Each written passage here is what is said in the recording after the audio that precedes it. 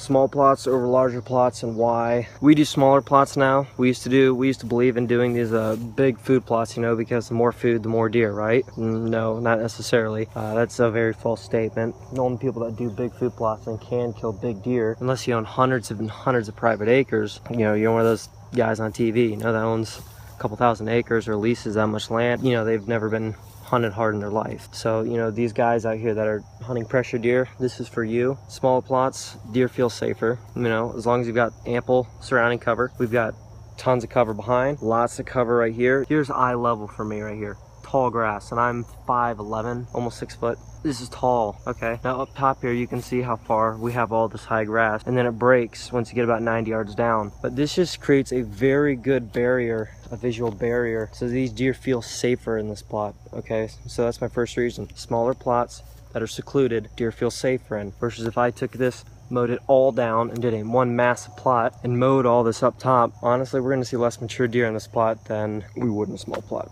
Second reason, you can have more deer utilizing your property in your food plots if you have multiple small plots like this that are just really good bow hunting plots, but they're big enough for deer to feed in, and if they gotta turn their back for some reason to look behind them, it's gotta be big enough to where they feel like they're not cornered, but you don't want it so big to where they have no cover, they have no security. You know, more deer utilizing the property, you can have more deer separate from each other, zeroed in on multiple small plots throughout the property versus having only one or two huge ones. Multiple small plots versus just a couple huge plots. And the deer will use these. You'll have more deer using your plots just in different parts of the property than you would in a huge plot. It's easier to zero in on deer and easier to harvest deer, more specifically mature deer, in smaller plots that have ample cover surrounding. Again, ample cover. Why would a mature deer in his right mind want to be in the middle of a wide open field? I mean, if you're hunting pressure deer, you know a deer wouldn't want to be there. Okay, they like to be where they know they have cover, they have security, okay, they can be confident in where they choose to eat. And if they want to eat here in the middle of the day, shoot, they'll do it because they would feel safe in the spot. I've got cover behind, like I said, tons of grasses all the way down, river to the backside, and I've got this big bank that builds up and separates with a tree line to the back field. You know, you can have a mature buck down in here, and if he doesn't want to be up in that high field, he doesn't have to be. We can hunt him, whether he's up here or down there, from that stand. And if he's in this plot,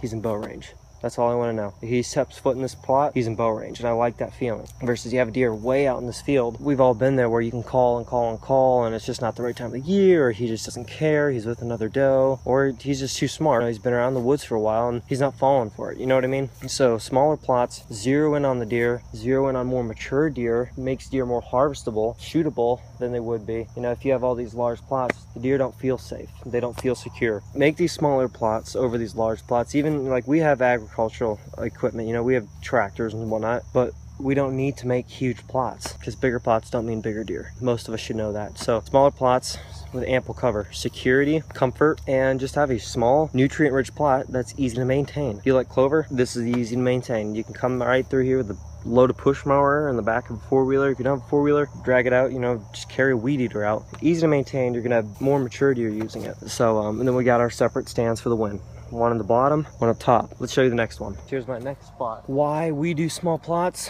all the same principles apply to this and the same reasons. This small plot is probably, I don't know, third acre, quarter acre, I don't know. It's our biggest one. We got a buddy stand tucked up 4 or 5 maples that are just wedged up in there. Big hedgerow surrounding, which is perfect. We enter the stand from the back side of this tree line, but then what I have right across there is a trail that comes out at 20 yards. And this isn't everything in bow range, but I mean, if you're crossbow hunting, then yes, most everything is in bow range. If you're using compound, then, you know, and it was just ample cover surrounding, like I said, ample cover. Tons of hedges, hedgerows, bushes, just tons of cover. But what we did with this backfield, we left it growing too.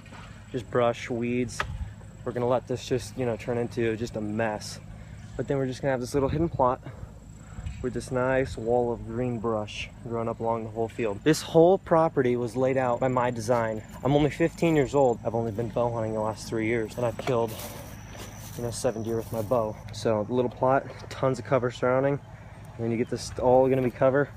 Just gonna be a big hidden spot. Just like I said, ample cover, security. There's a little bottom over the other side. The deer are just gonna feel safe and secluded in here. It's gonna be awesome. That stand, you can't even see it from over here. There's no opening until they get within bow range, and then bam, they're done. So perfect example of a little secluded plot with ample cover surrounding. Use the same mix as we did in the other plot, but we threw in some extra brassica in this one because we can gun hunt this in the winter too. And another thing, guys, I mentioned I'm only 15.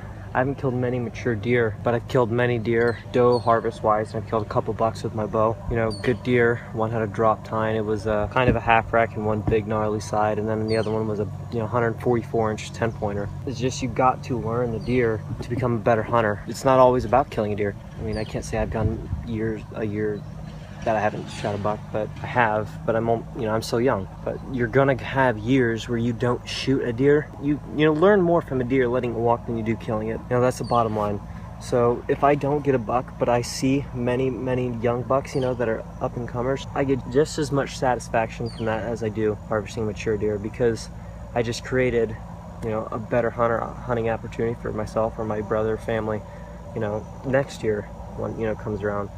And it's all about becoming a better hunter and learning your deer, knowing yourself, knowing your animals better than you did before. Just get out there and learn, try these techniques. Yes, this works. This does work. So please give it a try.